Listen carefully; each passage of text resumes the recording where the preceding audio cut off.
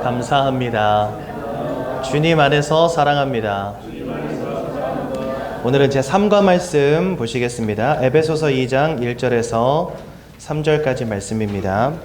그는 허물과 죄로 죽었던 너희를 살리셨도다.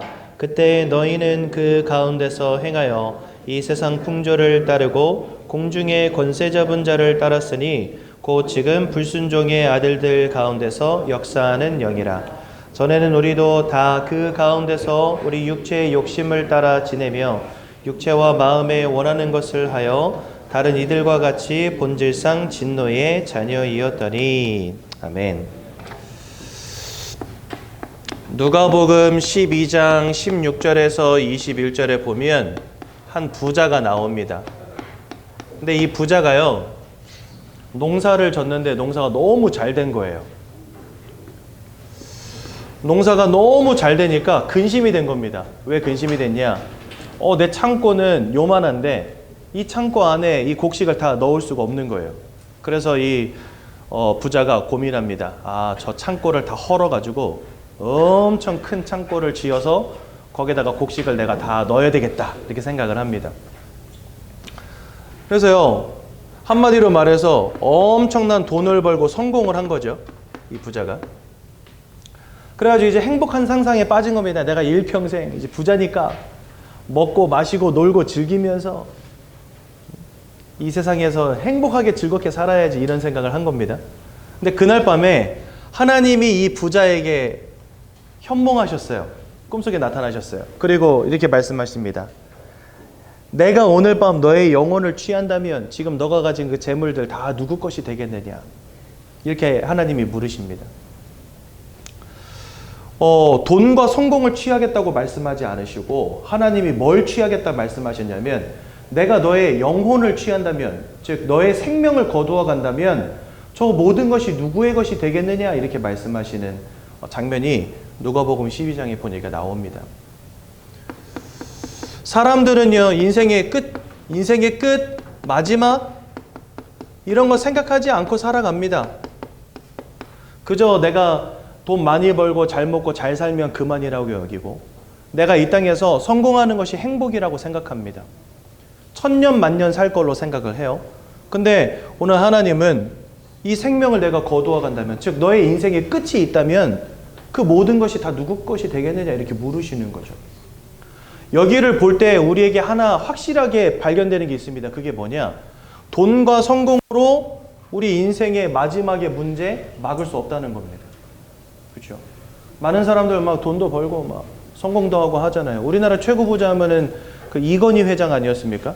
이건희 회장조차도 죽음을 막을 수 없어요. 그분도 떠나가셨습니다. 돈 아무리 많으면 뭐합니까? 그 돈 다 남 주고 가야 되는 거예요. 물론 뭐 자기 자식들, 그 다음에 자기 친인척들 주게 되는 것이겠지만, 어쨌든지 내가 이 땅 떠나갈 때는 나와 상관없는 재물이 되는 것입니다. 이 땅에서 돈 많이 벌고 성공하는 것, 이것이 내 인생의 가장 중대한 문제, 죽음과 사망이라는 문제를 막아줄 수 있을 것처럼 보이지만 그렇지 못하다는 거죠. 또한 누가복음 16장 19절에서 31절에 보면 여기도 부자가 나옵니다. 근데 이 부자가 이 땅을 떠나가기 전에 맨날 잔치를 벌였어요. 동네 사람들 다 모아놓고 지인들 모아놓고 부어라 마셔라 한 겁니다. 막 신나게 논 거죠. 근데 죽고 보니까 어디에 떨어지게 됩니까? 지옥에 떨어지게 됩니다. 근데 이 부자가 잔치를 벌일 때마다 그 옆에서 떨어지는 음식물 주워 먹었던 그지 나사로, 이 그지 나사로는 보니까 저 천국에서 아브라함의 품에 탁 안겨 있는 거예요. 그러니까 이 부자가 이제 부탁을 합니다. 아브라함에게. 뭘 부탁합니까? 아브라함이요, 저 나사로의 손가락 끝에다가 물 한 방울만 찍어서 그 한 방울이라도 내 혀에다 떨어뜨려 주십시오. 이 지옥 불이 너무 뜨거우니까 내가 못 견디겠으니까 물 한 방울만 떨어뜨려 주세요, 이렇게 말합니다. 그때 아브라함이 뭐라 하냐? 여기에서 그쪽으로 건너갈 수 없고 네가 이쪽으로 올 수 없다, 이렇게 말합니다. 그러니까 부자가 다시 한번 부탁하죠. 그러면 나사로를 내 형제들에게 보내서 지옥이 있음을 제발 알게 해주십시오, 이렇게 부탁합니다. 그랬더니 아브라함은 뭐라 말하냐? 죽은 자가 살아가더라도 믿지 않을 것이거니와 그 다음에 이 땅에는 주의 복음을 증거하는 선지자들이 있으니 그들을 통해 들으면 될 것이다. 이렇게 말씀하시거든요. 즉, 이 누가복음 16장 이건 뭘 우리에게 보여주시죠?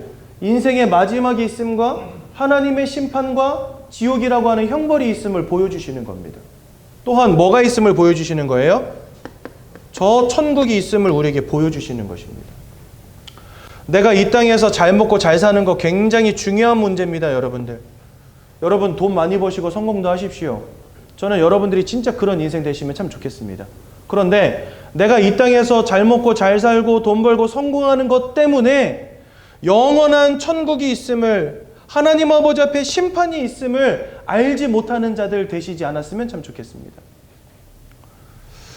그래서 여러분들 전도서 7장 2절에서 4절에 이런 말씀이 있어요. 뭐라 돼 있냐? 지혜로운 자의 마음은 초상집에 있고 우매한 자의 마음은 잔치집에 있느니라 이래 되어 있습니다. 무슨 말일까요? 잔치집에 가 있는 사람들은요, 이 땅에 끝이 있음을 생각할 수가 없어요. 왜요? 이 땅에 아름답고 화려한 것만 보게 되니까. 멋진 건물 안에 들어가서 막 산에 진미를 쌓아놓고 서로 막 좋다고 노래 부르고 술 마시고 인생을 즐기자, 부어라 마시자. 누가 거기서 죽음을 떠올립니까? 아무도 죽음을 떠올리지 않아요. 즉 인생의 마지막이 있음을 알 수가 없어요, 잔치집에서는요. 하지만 여러분, 초상집은 어떻습니까? 여러분들의 가족이 돌아가셨다. 여러분들의 지인이 돌아가셨다. 드디어 여러분들이 거기에서 내 인생에도 끝이 있구나라는 걸 아마 생각해보는 유일한 자리일 겁니다. 그러면 왜 성경은 계속해서 이렇게 죽음에 대한 이야기를 하실까요? 내가 너의 생명을 취한다면 이 땅을 떠나갈 때 지옥과 천국이 있고 지혜로운 자의 마음은 초상집에 있다고 왜 자꾸 죽음을 말씀하실까요? 우리 인생이 이 땅을 살아가는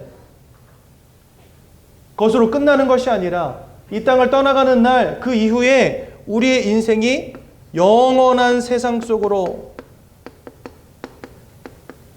영원한 세계 속으로 들어가서 거기서 영원히 사는 존재이기에 죽음 이후에 있을 세상을 하나님은 계속해서 말씀하시는 겁니다.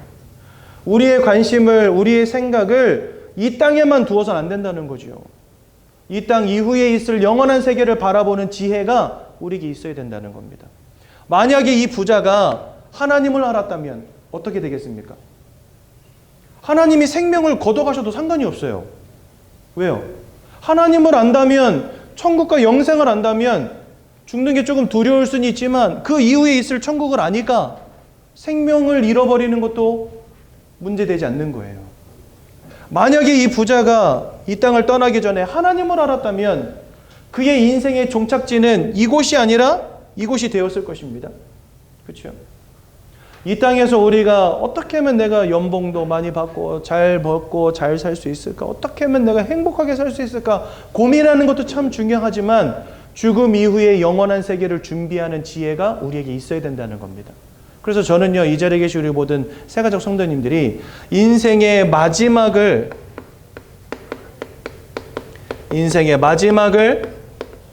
지혜롭게 준비하는 사람들이 되었으면 좋겠다.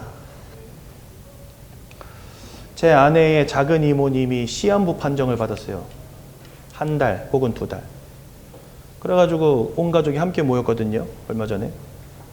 갔는데 옆에서 위로하는 사람이 더 울고 앉아 있어. 어떡해! 이러면서. 하나님 믿지 않는 그 이모님이 계시거든요. 불쌍하다면서 어떻게 해야 되냐면서. 작은 이모님은요, 덤덤해요. 언니야, 울지 마라. 이러면서. 나 천국 갈 거야. 걱정하지 마. 언니 걱정이나 해. 이제 죽을 날을 며칠 남겨두지 않은 분이 도리어 건강한 사람을 향해서 언니 걱정이나 해. 내 걱정하지 말고. 이렇게 말하는 아이러니한 상황. 근데 이 작은 이모님이 얼마나 천국과 영생에 대한 큰 확신이 있는지 자기는 이제 죽어도 여한이 없대요. 빨리 천국 가고 싶대요. 하나님 만나보고 싶대요. 언니도 거기 왔으면 좋겠다.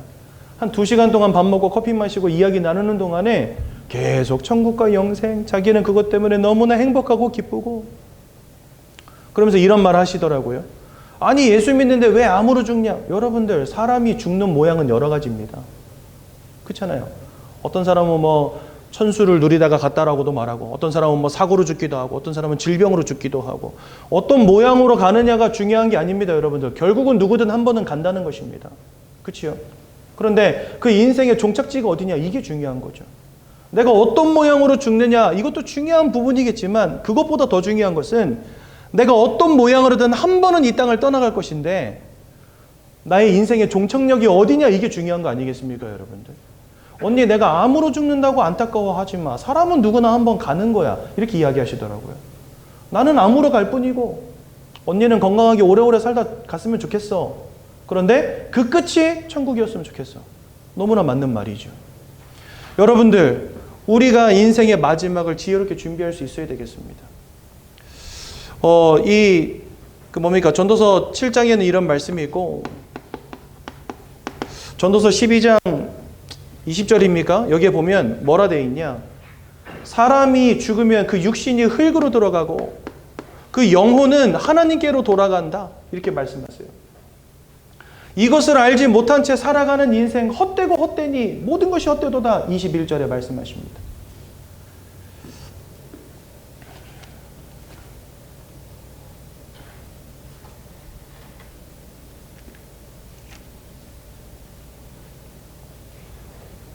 죄송합니다. 12장 7절과 8절이네요.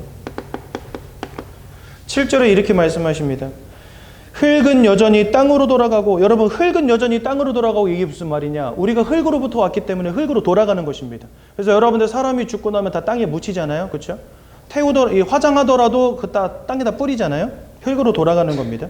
영은 그것을 주시는 하나님께로 돌아가기 전에 기억하라, 이래 되어 있습니다. 그러니까 인생의 마지막에 왔을 때 후회하지 말고 오기 전에 기억하라는 것입니다. 전도자가 이르되 헛되고 헛되도다, 모든 것이 헛되도다. 왜 헛됩니까? 하나님을 알지 못하면 그 인생이 헛된 것입니다. 왜요? 그 끝이 이걸로 끝나기 때문에, 심판으로 끝나기 때문에.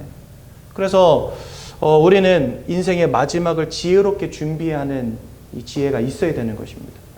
여러분들, 앞으로 인생 멋있게 성공하시고 돈도 많이 버시고, 돈 많이 버셔서 저 용돈도 좀 많이 주시고 그런데 아무리 돈 많이 벌고 성공한다 할지라도 하나님을 알지 못하면 그것처럼 헛된 인생이 없다는 것입니다. 그렇다면 왜 하나님을 알지 못하면 헛된 인생이 되는 것입니까? 오늘 이 불신자 상태 6가지를 보십시오.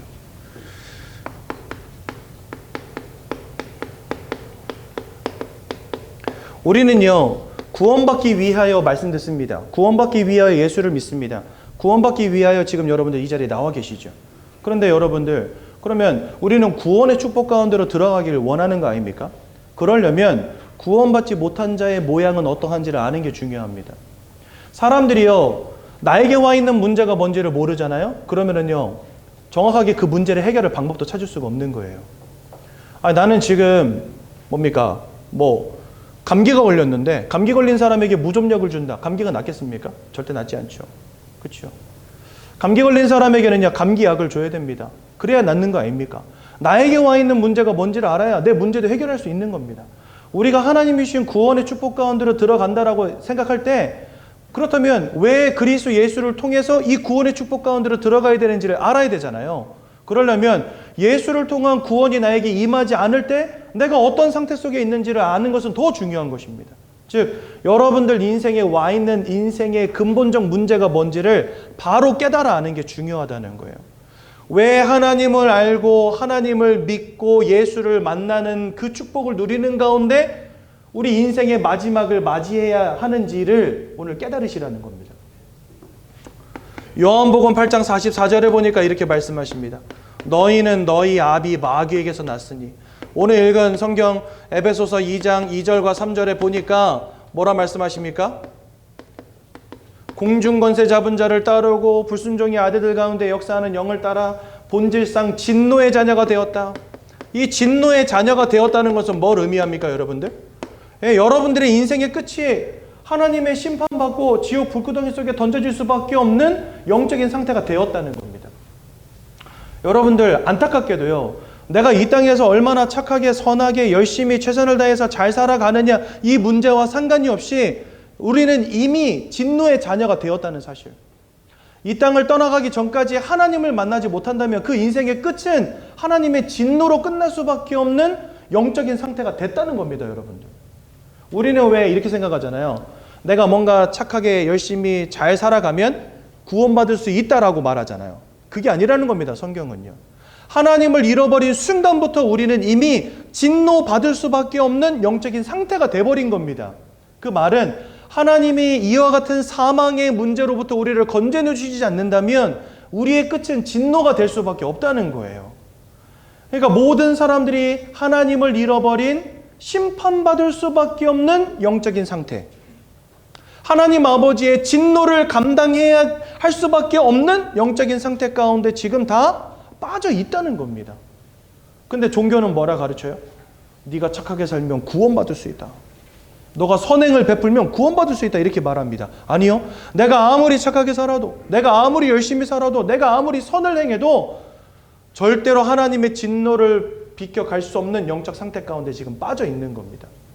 근데 그 상태를 정확히 성경은 뭐라고 말씀하시냐? 마귀에게 사로잡혀 있다, 이렇게 말하는 겁니다. 그래서 우리는 이거를 뭐라고 그러냐면요, 인생의 운명 사주팔자라 합니다, 여러분들.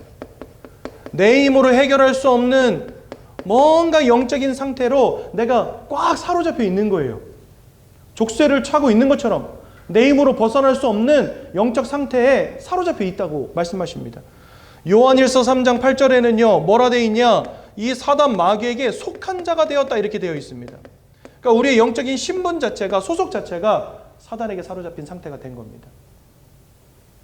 마치 북한에서 태어나면요, 김정일 그 새 부자에게 사로잡힌 채 살아가는 것처럼 사는 방법은 하나밖에 없어요. 북한에서 빠져나오는 거예요. 여러분들이 사는 방법은 하나밖에 없습니다. 착하게 사는 게 아니에요. 착하게 살지 말란 말이 아니잖아요. 내가 착하게 사는 게 구원의 길이 될 수 없다는 걸 말씀드리는 겁니다. 사단에게 붙잡혀 있는 그 영적인 상태로부터 빠져나오는 게 사는 겁니다. 그 방법이 뭐겠느냐 말이죠. 돈도 아니요, 성공도 아니요, 선행도 아니라는 것입니다. 사단에게 사로잡힌 이 인생의 문제는 내 힘으로 해결할 수 있는 문제가 아니라는 거예요. 그러니 이와 같이 영적으로 사단에게 사로잡혀 있으니 그 속에서 많은 사람들의 정신과 마음과 생각이 무너지는 겁니다. 왜요? 이 영적인 배경이 여러분들의 마음과 생각에 지대한 영향을 끼치거든요. 자꾸만 우울을 심고, 불행을 심고, 고통을 심고, 근심을 심고, 걱정을 심는 영적 존재가 있습니다. 그게 바로 사단입니다. 이 사단의 영적 배경 가운데 살아가니 마음과 생각과 정신이 온전할 수가 없는 거예요. 너무나 많은 사람들이 우울증으로, 조울증으로, 악몽으로, 환상으로, 환청으로, 가위 눌림으로, 노이로제로, 막 정신분열과 같은 문제로, 공황장애와 같은 문제로, 약을 먹지 않으면 안 되는 인생으로 막 무너지고 있습니다. 답이 없어요, 세상에.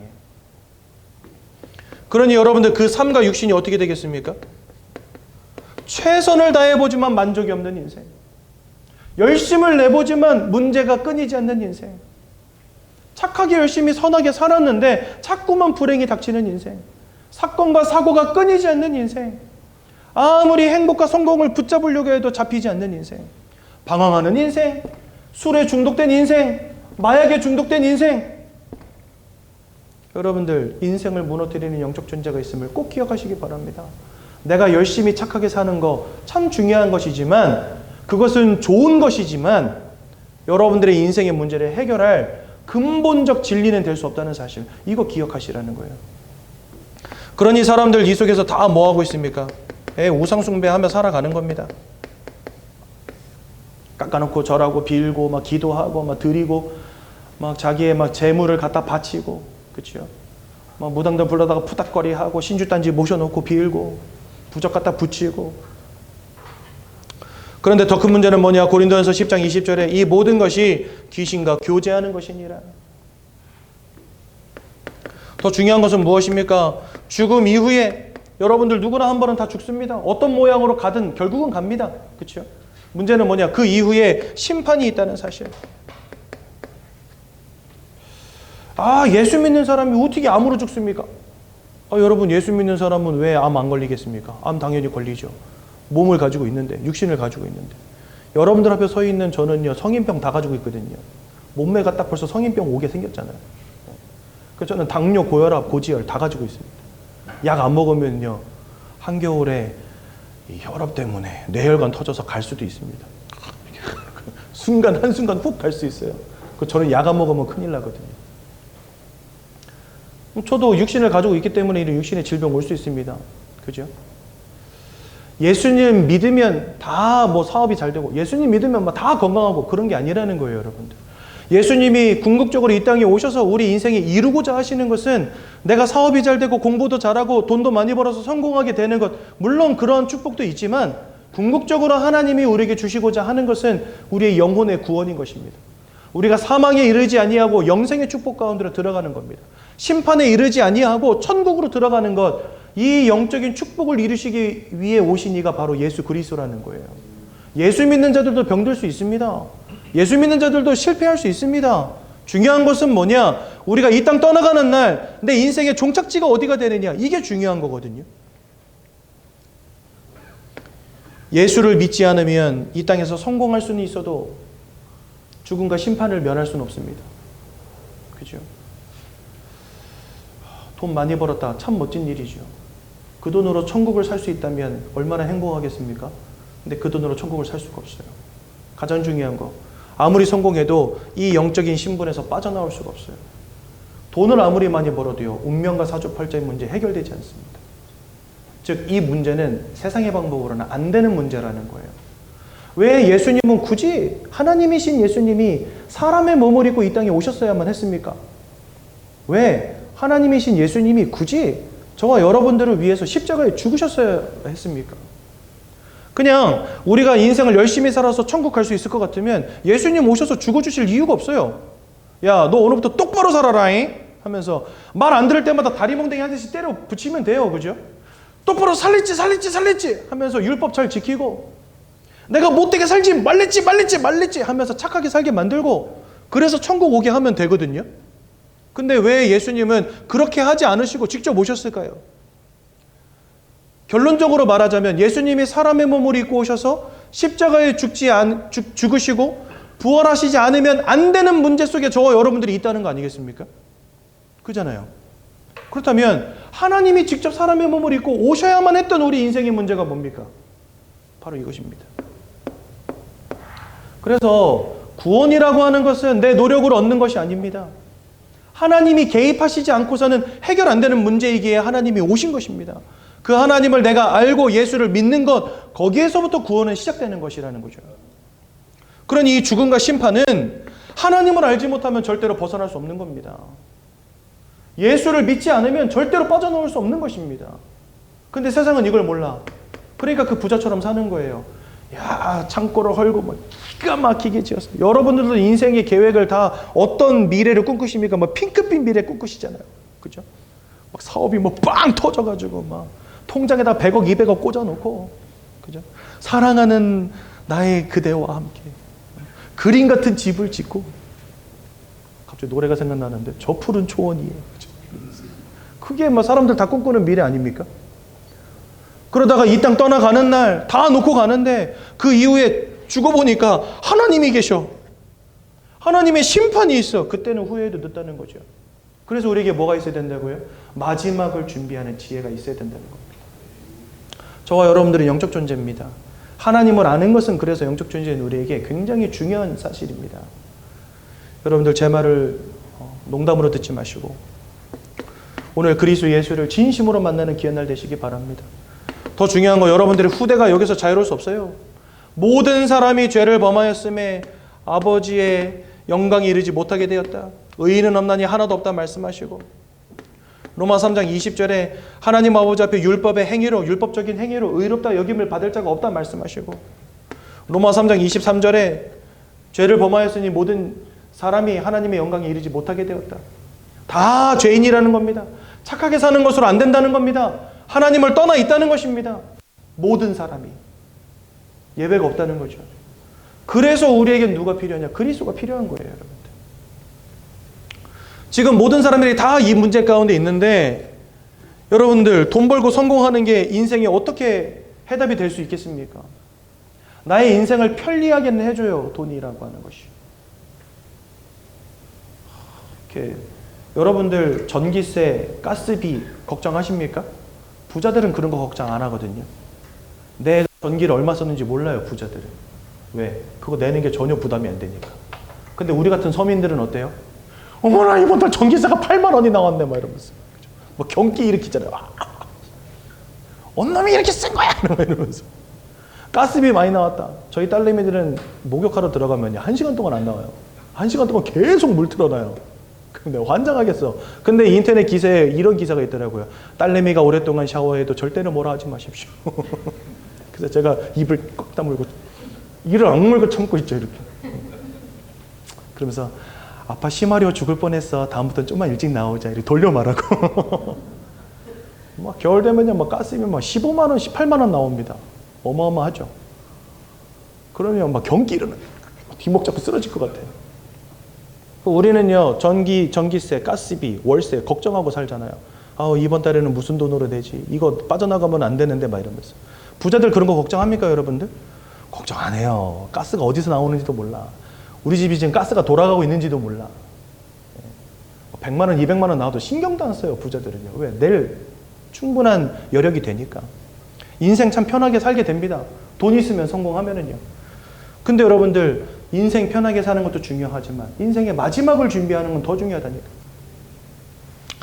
여러분들에게 인생의 마지막을 준비하는 지혜 있으시기 바랍니다. 그렇다면 이와 같은 인생의 문제에서 빠져나오는 유일한 방법은 무엇이겠습니까? 하나님께서 사람을 창조하십니다. 창세기 1장 27절과 28절에 보니까 하나님의 형상을 따라 우리를 영적 존재로 지으셨습니다. 그래서 영적 존재인 우리가 하나님과 함께할 때 생육하고 번성하여 땅에 충만해져서 모든 것을 정복하고 다스리는 축복.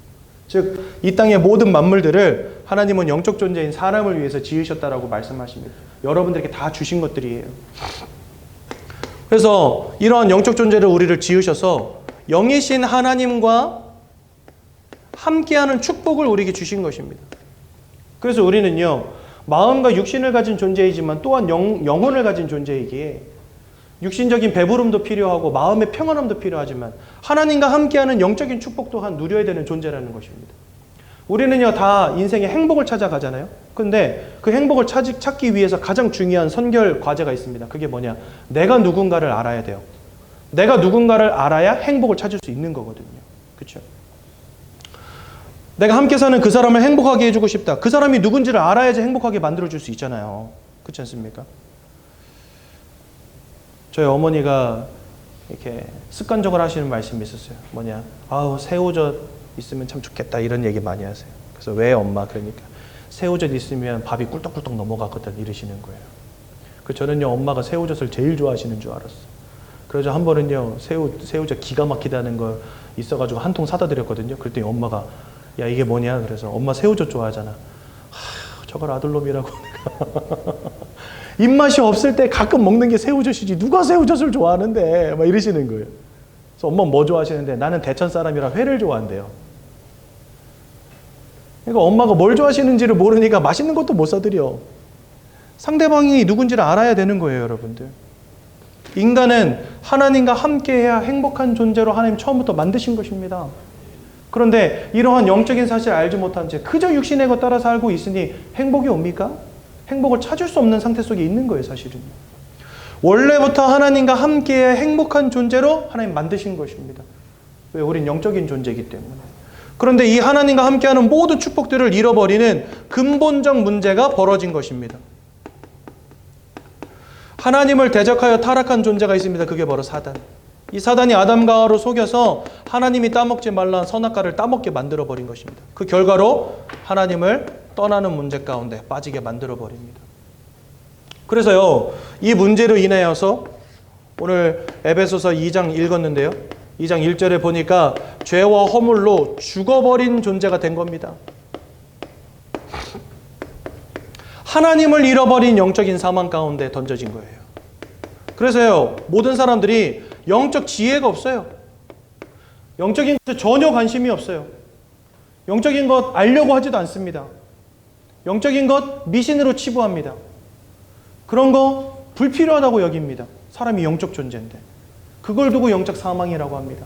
하나님이 계신지 지옥이 있는지 천국이 있는지 알지 못하고 살아가는 거예요. 사단이 있는지 운명과 사주팔자가 뭔지 관심도 없어. 그냥 돈 버는 거에만 관심이 있는 거예요.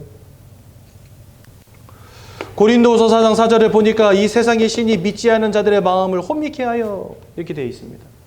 근데 여러분 창세기 3장에 보면요 되게 재밌는 말이 하나 나와요. 뭐가 나오냐? 아담과 하와가 그 선악과를 따먹은 즉 그들의 눈이 밝았다 이렇게 되어 있습니다. 그 여러분들 제가 하나 질문할게요. 아담과 하와는 장님이었을까요? 그들의 눈이 밝았다 이렇게 되어 있잖아요. 그럼 아담과 하와가 원래는 장님이었겠습니까? 근데 하나님이 아담의 갈빗대를 취해서 하와를 만드신 다음에 하와를 아담에게로 데려오니 아담이 뭐라 말합니까? 이는 내 뼈 중에 뼈요 내 살 중에 살이로다. 요즘 말로 바꾸면 당신 너무 이쁘다 이 말이에요. 그 말은 뭐예요? 봤다는 거예요. 두 눈으로. 그러니까 아담과 하와가 장님으로 지어진 건 절대 아닙니다. 처음부터 볼 수 있었다는 거죠. 근데 왜 선악과를 따먹을 때 그들의 눈이 밝았다 이렇게 돼 있을까요? 보지 않아도 될 것을 보기 시작한 거예요. 이제 드디어. 그리고 고린도서 4장 4절 그들의 마음을 혼미케 하여 그들의 마음을 가리워 하나님의 형상이신 그리스도 예수의 영적인 그 영광의 광채를 보지 못하게 만들었다 이래 돼 있거든요. 선악과를 따먹는 순간에 보지 않아도 될 것을 보게 됐고 봐야 될 것을 보지 못하게 됐습니다. 그래서요 여러분들 아담과 하와가 에덴 동산에 살 때는요 홀딱 벗고 살았어요. 근데 서로 부끄러움을 몰랐어. 근데 아담과 하와가 범죄하자마자 서로가 벗은 것을 알고 부끄러워 나뭇잎으로 중요한 부위를 가렸다 이렇게 되어 있습니다. 그럼 여러분들 이 남자와 여자가 뭘 보기 시작한 거죠? 수치심이 뭔지를 알게 된 거예요. 부끄러움이 뭔지를 알게 된 거예요. 그리고 그것을 탐하게 되는 겁니다. 그러니까 서로 그릇된 욕망으로 서로를 탐하는 마음이 없었다는 거예요. 원래 사람에게는요. 이것이 바로 죄악의 시작입니다. 왜 여러분 많은 사람들이 막 성폭행을 저지르고 막 사람을 죽이고 막 여성들에게 피해를 주고 하는지 아십니까? 그 아름다움을 탐하는 마음이 생겨버린 겁니다. 여자들은 그거에 대한 수치감을 깨닫게 된 거예요. 하나님 이 선악과를 따먹기 전에는 없던 마음, 없던 죄악된 심성, 그것들이 생겨나기 시작한 겁니다. 그것을 두고 성경은 뭐라 하시냐? 눈이 밝았다 이렇게 되어 있는 거예요. 필요 없는 눈이 밝아졌어요. 죄악을 향하는, 욕망을 향하는, 세상의 것을 사모하고 세상의 것을 좋아하고 세상의 것을 따르는 죄악을 바라보는 눈이 열려버린 거예요. 그러면서 뭐는 닫혔습니까? 하나님의 형상을, 그리스도를 바라보는 눈은 닫혀버린 거예요. 이것을 두고 뭐라 하냐? 영적 사망이라는 겁니다, 여러분들. 그러니까 사람들이 하나님께는 관심이 없어요. 그저 돈과 성공, 음란과 쾌락을 쫓는 인생이 돼버렸어요. 왜? 엉뚱한 거는 열려버렸거든요.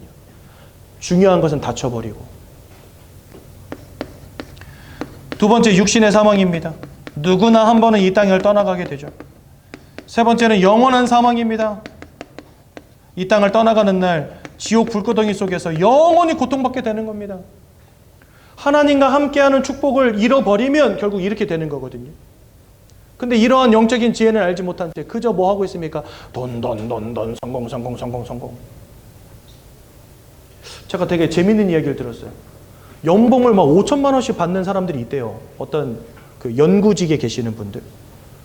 근데 이분들이 절대로 계약을 안 한답니다. 회사와.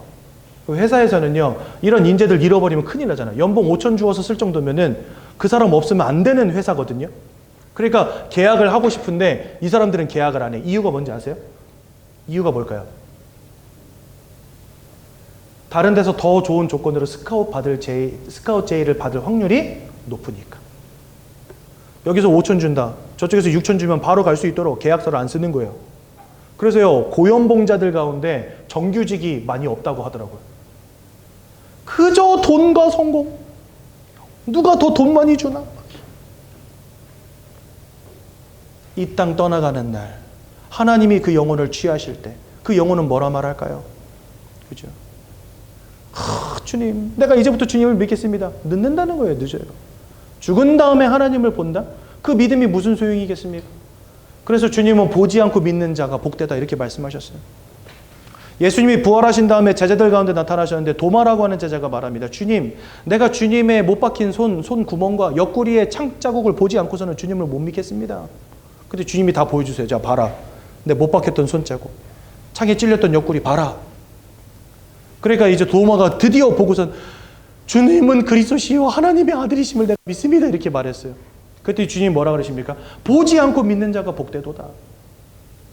이 땅을 떠나가는 날 하나님 만난 다음에 믿는 거 누가 못하겠습니까? 그래서 믿음은 이 땅을 떠나기 전에만 유효한 겁니다. 그래서 여러분들 마지막을 준비하는 지혜는 이 땅에 있을 때에만 가져야 되는 거예요. 떠나가는 다음에는 소용이 없는 거죠. 오늘 제가 드린 이 구원의 말씀을 들으시고 하나님을 만나는 귀한 날 되시기 바랍니다. 진짜 여러분들 하나님 만나셔야 됩니다.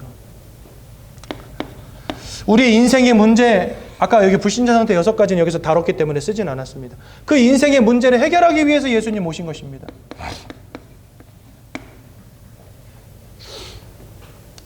여러분들 예수님이요 동정녀를 통해서 탄생하셨거든요. 동정녀를 통해서 탄생하신 이유가 무엇입니까? 창세기 3장 15절에 보면 여자의 후손이 올 것이다 이래 돼 있어요. 우리 모두는 다 아담의 후손입니다. 그리고 하나님이 창세기 6장에서 물로써 모든 인간들을 다 심판하시고 난 다음에는 노아만 남았죠. 그래서 아담의 후손, 노아의 후손입니다. 우리는요. 그런데 로마서 5장 12절에 있는 말씀을 보면 뭐라 돼 있냐? 한 사람 아담으로 말미암아 죄가 이 땅 가운데로 들어오고 그로 말미암아 모든 사람이 사망에 이르렀느니라 이렇게 돼 있습니다. 아담이 지은 원죄 때문에 우리가 죄와 사망의 법에 붙잡히게 된 거예요.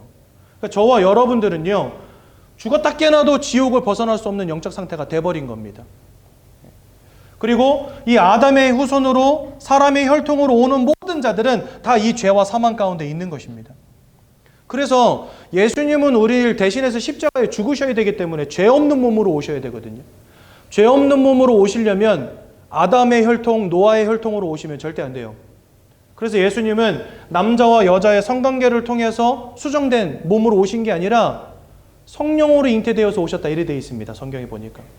처녀가 잉태하여 아들을 낳을 것이요 그 이름을 임마누엘이라 하라. 또 마태복음 1장 21절엔 그 이름을 예수라 하라 이래 되어 있습니다. 그러면서 그 예수의 이름의 뜻을 뭐라고 해놓으셨냐? 자기 백성을 그들의 죄에서 구원할 자다 이렇게 되어 있어요. 즉 예수님은 죄 없는 몸으로 이 땅에 오셔서 죄 있는 저와 여러분들을 위해 죽으시고 우리를 죄로부터 구원하실 자로 오셨다는 겁니다.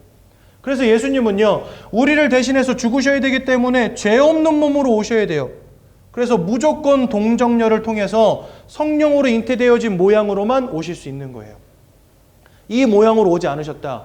우리를 위해서 죽으셔도 그 죽음이 의미가 없어요. 왜? 그분도 죄인이니까. 아담의 후손으로 태어나면 원죄 가운데 있는 것이기 때문에. 그래서 여러분들 이 동정녀 탄생은요 믿음의 대상이 아닙니다. 이것은요 그저 사실일 뿐이지.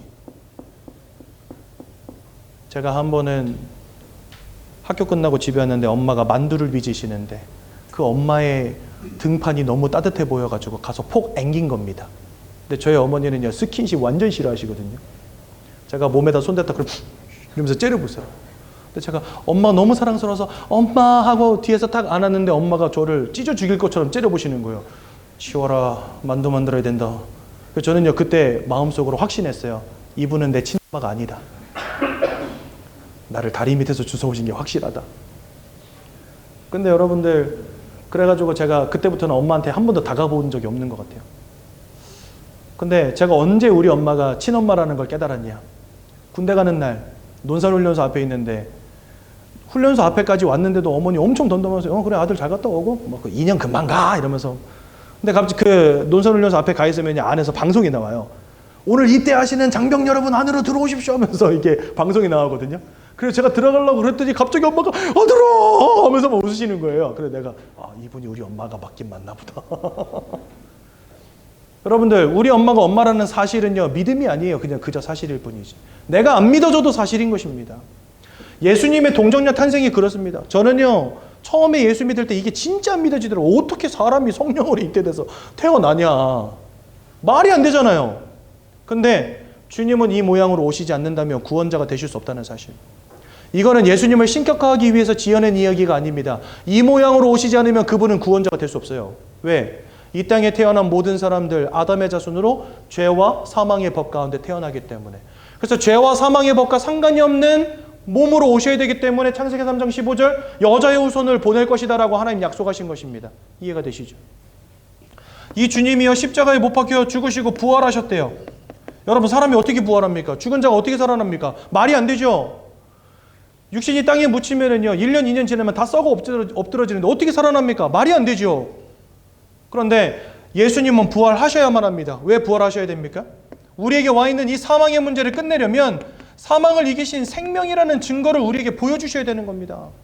그래서 주님은 본인을 두고 이렇게 말씀하세요. 내가 부활이요 생명이니 나를 믿는 자는 죽어도 살겠고 무릇 살아서 믿는 자는 영원히 죽지 아니하리라. 예수님의 부활은요, 예수님을 신격화하기 위해서 지어낸 이야기가 아닙니다. 부활하시지 못했다면 그분은 그리스도가 될 수 없어요. 왜? 사망을 이기지 못한 자니까. 그러니까 예수님이 사망을 이긴 자가 되시려면 사망에서부터 살아나셔야 되는 겁니다.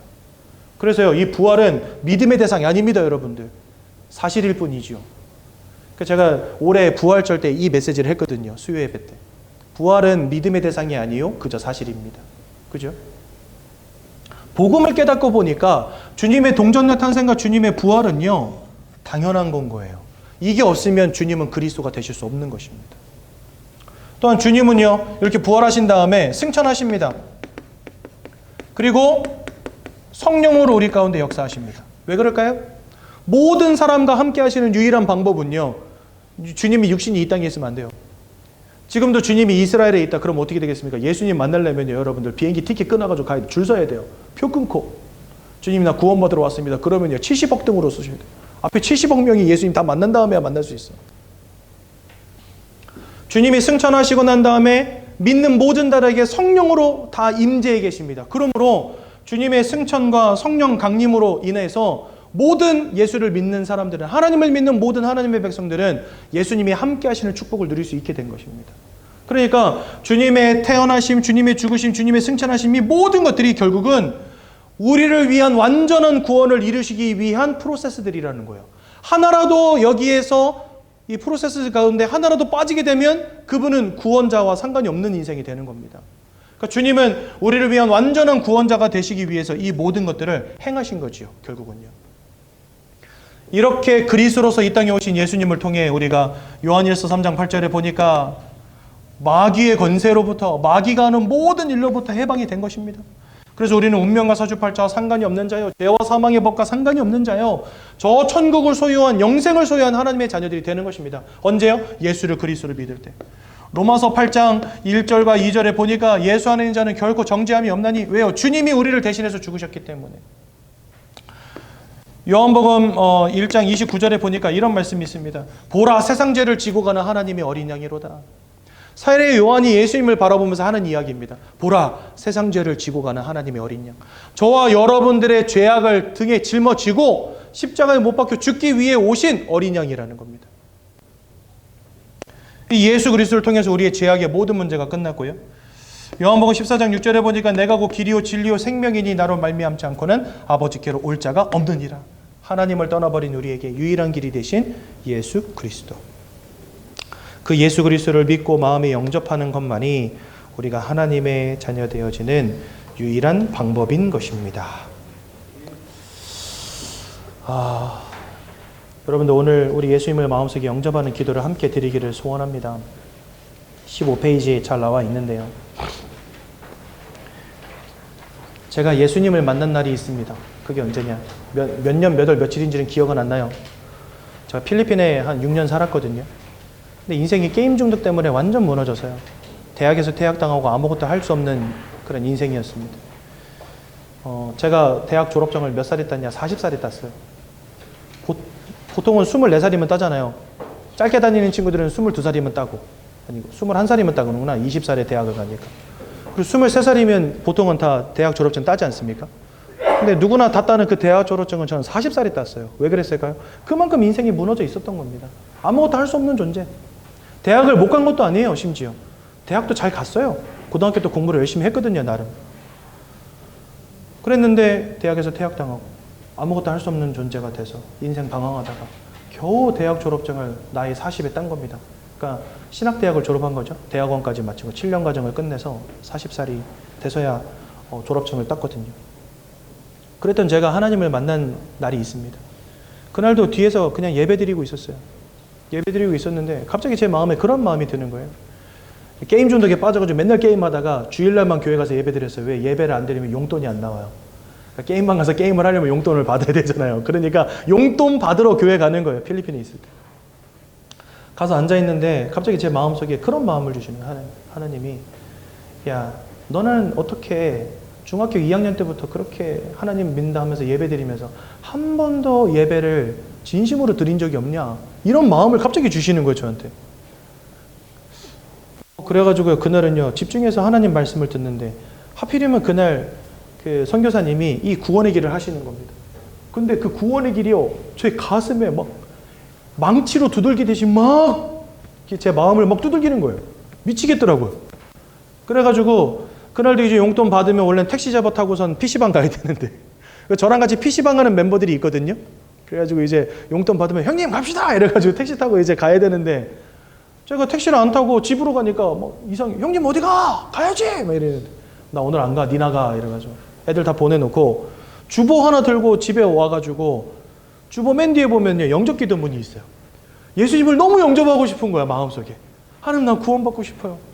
그때 제가 진짜 막 정신이 막 귀신에게 씌였는지 그 뭡니까 집에 있었는데 정신 차려 보니까 PC방에 있고 막 이런 경험들이 있었거든요. 그 근래에. 그래서 제가 선교사님 나 좀 살려주세요 이러면서 막 선교사님 찾아가가지고 선교사님 붙잡고 막 살려달라고 막 그랬었는데 그때 복음 전해주시는데 그때도 막 긴가민가 했었어요 솔직히. 근데 주일날 예배 드리는데 이게 막 저 가슴을 막 때리는 거예요 그 복음이. 가가지고 주보 뒤에 영접 기도문 적혀 있는데 예수님 너무 영접하고 싶어서 제가 문걸어 잠그고 쪽팔리니까 남이 보면 쪽팔리니까 그래가지고 혼자 방에 들어가서 영접 기도문을 읽은 겁니다. 사랑의 하나님 나는 죄인입니다 딱 읽었는데요 눈물이 터지는데 읽을 수가 없어 그 뒤로. 나를 위해서 주님이 오셨다는 사실이 막 너무 믿어지는 거예요. 내가 지금까지 창세기 3장에 사로잡혀서 운명과 사주팔자 속에서 진짜 인생이 무너질 수밖에 없는 영적 상태 속에 있었구나. 이게 너무 억울한 거예요. 그래서 주 예수 그리스도의 능력을 이름의 힘을 힘입어 내가 이 모든 영적인 저주를 끊고 싶어진 거예요. 그래서 제가 그날 예수님을 막 눈물로 영접한 거 아닙니까? 제가 베개를 끌어안고요 2시간을 울었어요 방에서. 밖에서 난리가 났어. 제가 드디어 미쳤다. 저러다 자살하는 거 아니냐. 야 너 왜 그러냐면서 막 선교사님 사모님이 밖에서 막 문 두들기고 난리가 났어. 나 좀 그냥 내버려 두세요 막 이러면서 우니까 저는 그날을 잊을 수가 없어요. 제가 예수님을 다시 만난 날. 그때부터 지금까지 하나님이 예배 속에서 이 은혜를 그치지 않고 살아오게 하셨습니다. 제 인생의 모든 것이 치유되고 회복되어지고 이제는 많은 사람들에게 복음 전하는 인생으로 특히 영어라고 하는 달란트까지도 하나님 딱 주셔가지고 외국인들조차도 만나서 복음 전할 수 있는 인생으로 하나님 바꿔주셨어요. 여러분들 예수를 만난다는 것은 그만큼 놀라운 사건입니다. 그냥 우리 영접하시다 하니까 그냥 그럼 따라하자 이게 아니라 여러분들 진짜 여러분들의 인생의 터닝 포인트입니다. 진짜 내가 이와 같은 영적 문제에 사로잡혀 있는 것이 맞다면 그리스도 예수가 내 인생에 정말 주인으로 임하실 때 저것이 끝나는 것입니다. 그러니 이 영접 기도 우리가 허투루 할 수는 없겠죠. 오늘 예수님을 마음으로 중심으로 예수님을 우리 마음속에 영접하겠습니다. 제가 먼저 읽을 때 저의 기도를 따라서 함께 예수님을 영접하도록 하겠습니다. 사랑의 하나님, 이제 나는 죄인인 것을 깨닫고 회개합니다. 지금까지 하나님을 떠나 사단의 지배 아래 묶여 종노릇하며 살았습니다. 그러나 예수님이 저를 위하여 십자가에서 죽으시고 3일 만에 부활하신 그리스도이심을 믿습니다. 예수 그리스도께서 하나님을 만나는 유일한 길이 되시며 사탄의 권세를 꺾으시고 모든 죄와 저주와 재앙에서